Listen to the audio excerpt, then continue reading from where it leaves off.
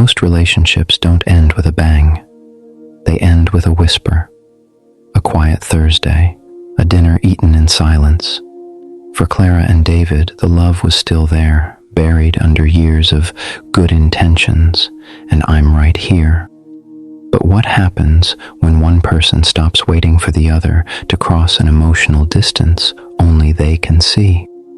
This is the story of how a marriage nearly faded away, and the painful realization that brought it back. Clara didn't fall out of love, not really. She fell out of hope, out of the belief that speaking her heart would change anything, and that's the real tragedy behind so many quiet endings.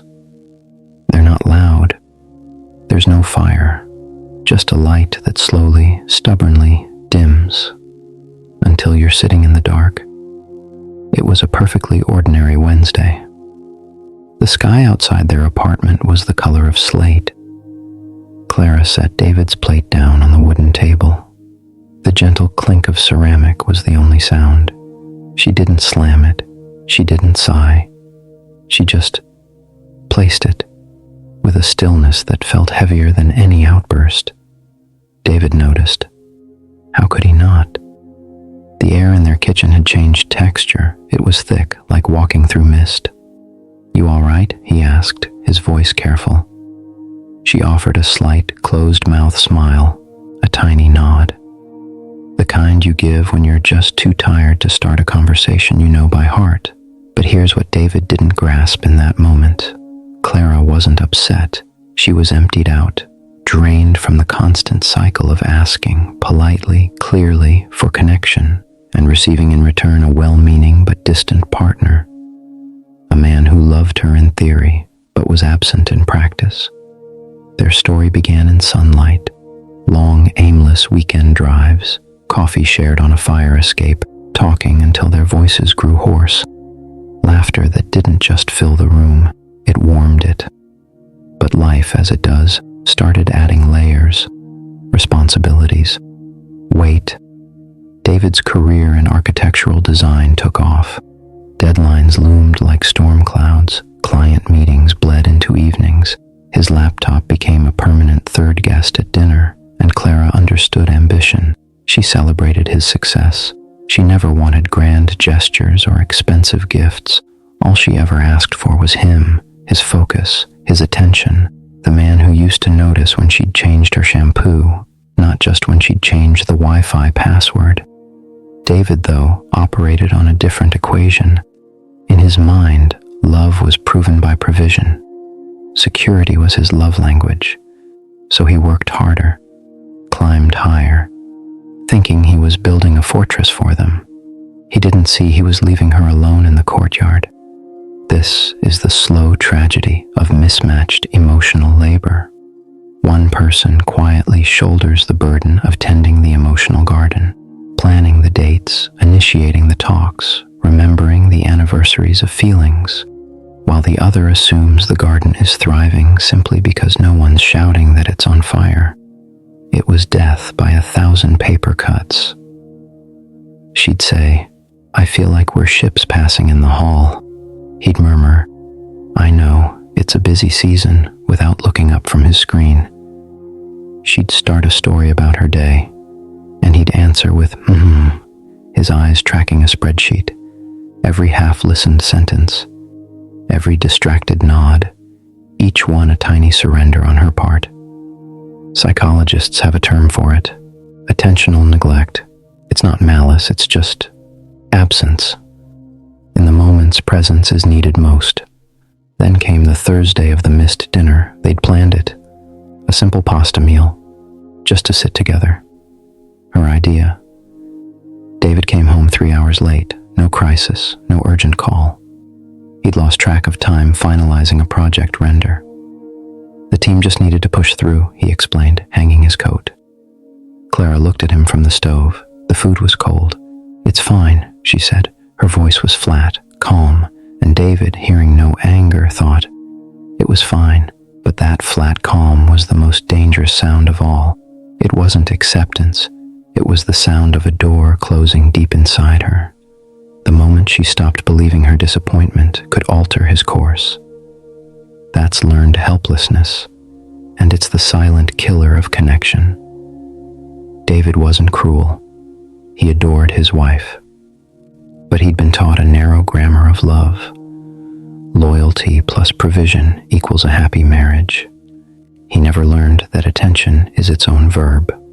That presence is a form of affection. That consistency is the glue. So he missed all the quiet alarms, the way her questions grew shorter, how her laughter became polite, not effortless, the gradual fading of eye contact across the table. He thought, no fighting must mean we're okay. But when the person who cares most stops voicing their hurt, that's not peace. That's the prelude to leaving. 2 weeks later, David walked into the bedroom and stopped dead. There, on the bed, was a single mid-sized travel bag, zipped shut. Clara was sitting beside it, her hands folded in her lap. His stomach dropped. "Clara, what is this?" She took a breath that seemed to come from the soles of her feet. "I need to go stay with my sister for a few days. I need space to think." "Space?" he echoed, bewildered. "Why? We haven't been fighting." And there it was, the core of the rupture. Her eyes met his. Finally, they were full of weary sadness. "David, that's the point. I didn't fall out of love with you. I fell out of faith. Faith that you'd ever truly see me again. I've been alone in this marriage for a long time." The words hung in the air. They didn't shout. They just landed. And for David, the puzzle pieces of the last 2 years finally flipped over, revealing a picture he'd refused to see. Every "it's fine," every muted goodbye, every conversation that died mid-sentence. He saw them all from her side of the bed, and the view was devastating. That night, in an empty apartment that had never felt so loud, he couldn't sleep. He realized a brutal, simple truth. You don't lose someone because you stop loving them. You lose them because you stop paying attention. The next morning, he didn't send roses. He didn't bombard her phone with promises. He drove to her sister's apartment. He stood on the doorstep, utterly exposed. When Clara opened the door, he didn't try to come in. He just looked at her, confusion and regret raw on his face. "I was wrong," he said. "I thought I was loving you by building a life for us, but you were asking me to live in it with you. You needed love in a language I got lazy speaking. If you're willing, teach me. I'm ready to listen now. Actually listen." It wasn't a grand speech. It was an admission. And in that admission, Clara saw the one thing she'd been waiting for, recognition. He finally saw the gap he'd insisted didn't exist. Effort, they say, mends what excuses shatter. What followed wasn't a magic fix. It was hard, deliberate work, awkward, scheduled talks, phones left in another room, him learning to ask, "How does that make you feel?" And then truly waiting for the answer. Small, kept promises. "I'll be home by 7, and meaning it. He didn't become a perfect partner. He became a present one. And that presence was the foundation they rebuilt on. Clara didn't come back because of his words. She came back because of his changed silence.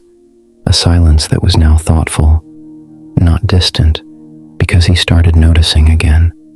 She didn't fall out of love. She fell out of patience. And when patience is replanted, carefully, love finds the space to grow again. So here's a question to sit with. Are you loving the people in your life in the way they experience love? Or only in the way that's easiest for you to express? Because the gap between those two things, that's where quiet goodbyes are born. If this story stayed with you, if something in it felt familiar, or helped you see your own relationships a little more clearly, you're welcome to stay here. subscribe, and walk with us through these quiet truths. Because the next story goes even deeper. It's about what happens when two childhood wounds find each other and mistake survival for love. It's not a story you'll want to miss. We'll be here, listening,